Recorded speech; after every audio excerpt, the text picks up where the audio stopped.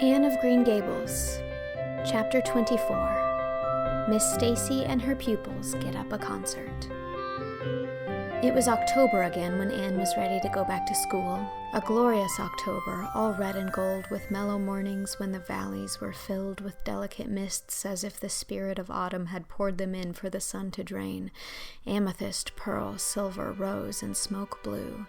The dews were so heavy that the fields glistened like cloth of silver, and there were such heaps of rustling leaves in the hollows of many-stemmed woods to run crisply through. The birch path was a canopy of yellow, and the ferns were sere and brown all along it. There was a tang in the very air that inspired the hearts of small maidens tripping, unlike snails, swiftly and willingly to school. And it was jolly to be back again at the little brown desk beside Diana, with Ruby Gillis nodding across the aisle, and Carrie Sloane sending up notes, and Julia Bell passing a chew of gum down from the back seat. Anne drew a long breath of happiness as she sharpened her pencil and arranged her picture cards in her desk. Life was certainly very interesting. In the new teacher, she found another true and helpful friend. Miss Stacey was a bright, sympathetic young woman with the happy gift of winning and holding the affections of her pupils and bringing out the best that was in them mentally and morally. Anne expanded like a flower under this wholesome influence and carried home to the admiring Matthew and the critical Marilla glowing accounts of schoolwork and aims. "I love Miss Stacey with my whole heart, Marilla. She is so ladylike and she has such a sweet voice. When she pronounces my name, I feel instinctively that she's spelling it with an E. We had recitations this afternoon. I just wish you could have been there to hear me recite Mary Queen of Scots. I just put my whole soul into it. Ruby Gillis told me coming home that the way I said the line, 'Now for my father's arms,' she said, 'my woman's heart farewell,' just made her blood run cold."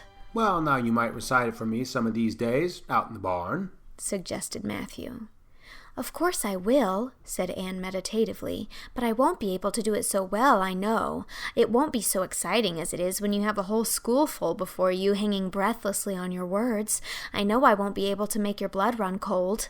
Mrs. Lynde says it made her blood run cold to see the boys climbing to the very tops of those big trees on Bell's Hill after Crow's Nest last Friday, said Marilla. I wonder at Miss Stacey for encouraging it. "But we wanted a crow's nest for nature study," explained Anne.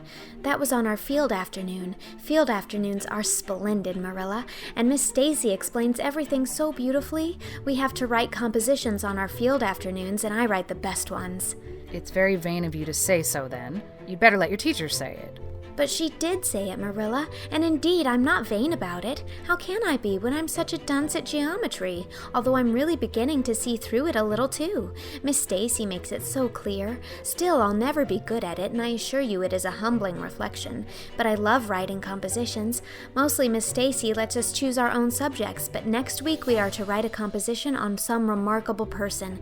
It's hard to choose among so many remarkable people who have lived. Mustn't it be splendid to be remarkable and have compositions written about you after you're dead? Oh, I would dearly love to be remarkable.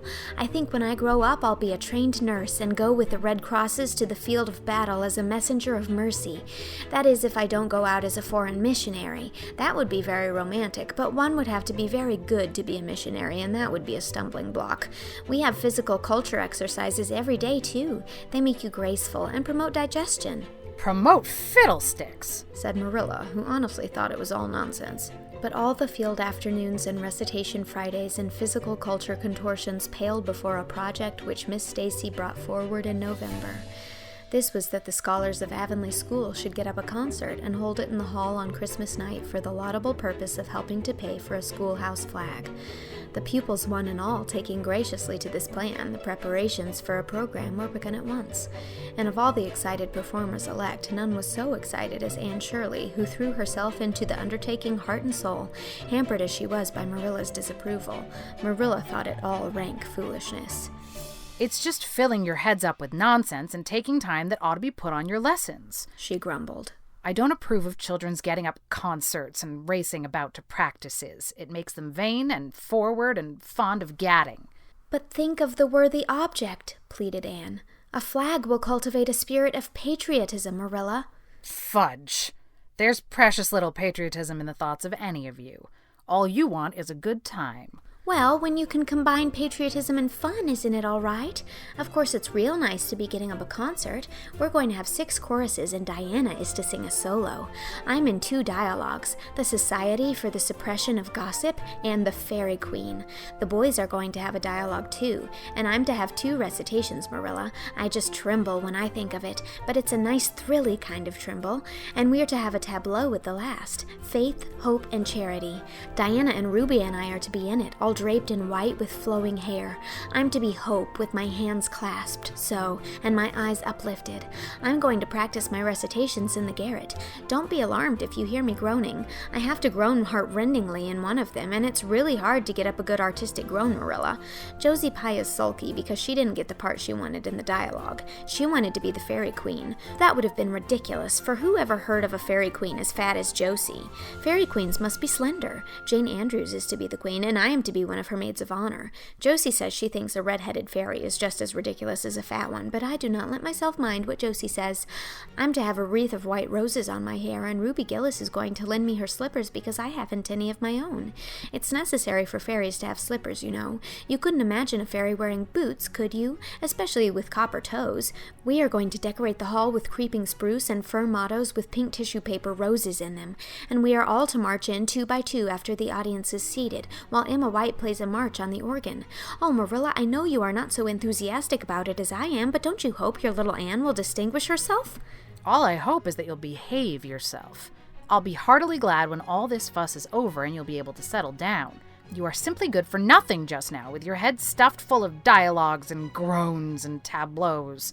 As for your tongue, it's a marvel it's not clean worn out. Anne sighed and betook herself to the backyard, over which a young new moon was shining through the leafless poplar boughs from an apple-green western sky, and where Matthew was splitting wood.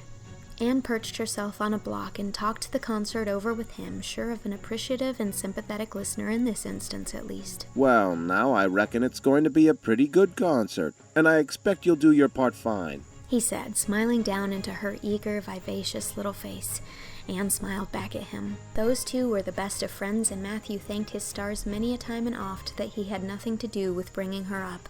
That was Marilla's exclusive duty. If it had been his, he would have been worried over frequent conflicts between inclination and said duty. As it was, he was free to spoil Anne, Marilla's phrasing, as much as he liked. But it was not such a bad arrangement after all. A little appreciation sometimes does quite as much good as all the conscientious bringing up in the world.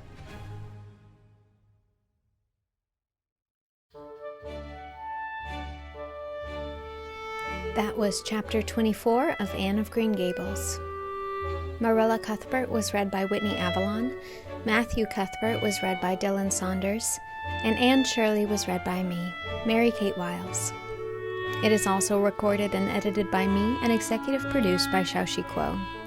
This chapter was made possible by my patron Jane Leach. Thank you, Jane. This project is funded entirely through my Patreon, where you can sign up at any level and receive the rest of the book. And patrons at the $50 level are now getting chapters of the 3rd book in the series, Anne of the Island, as well as a shout-out in an episode. If you'd like to join my Patreon community, head on over to patreon.com/mkwiles. Thanks for listening. Chapter 25 will be coming next week.